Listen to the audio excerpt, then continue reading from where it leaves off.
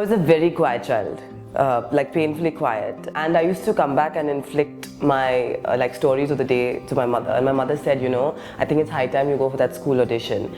And I was like, no, I'm going to mess it up, I'll forget my lines on stage. And under dire threat really, I was like, okay fine, I can't be embarrassed, I will go myself. And so at 14 was when I first stepped on stage, and like they say, that was the beginning of everything.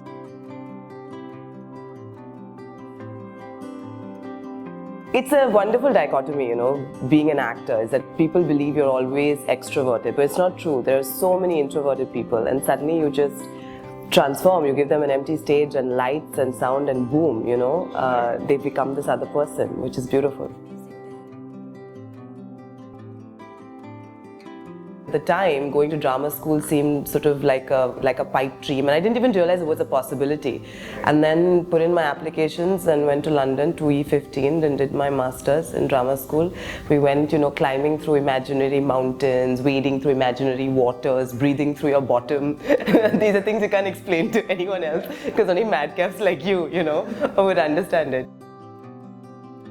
They give you various methodologies, right? You choose what works for you. What do I want from the scene? Where am I coming from? Where am I going? Gives you an arc, gives you a few exercises. Is it necessary? Of course not. But I definitely do believe it helps, and it helped me.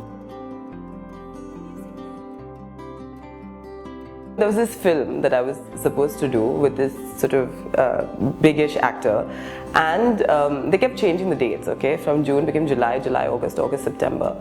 September 10th is the only date I have a problem, and they need only that date. And I was like, can we change it? They're like, you know, this actor really wants to work with you. Can you do something? I was like, but I've given this date for this play. And I said, can't you adjust, madam? I was like, can't you adjust? Can't you get the location? He couldn't comprehend that I had a prior commitment on stage, and why would I be, you know, sticking to that as opposed to be working with this actor?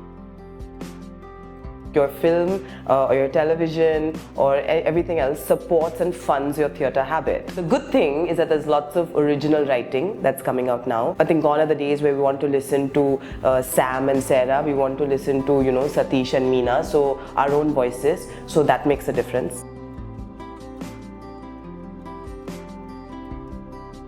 I don't think any live performance is a dying one, because there will always be patrons. It'll definitely have to evolve, right? And it already is. There are so many people still interested, so many young people still want to do workshops, and so much more funding coming in, and corporate funding and training programs, and it's now a part of corporate training as well. I don't ever believe that it can die, because there are too many of us who love it, and too many of us who do it for the love of it.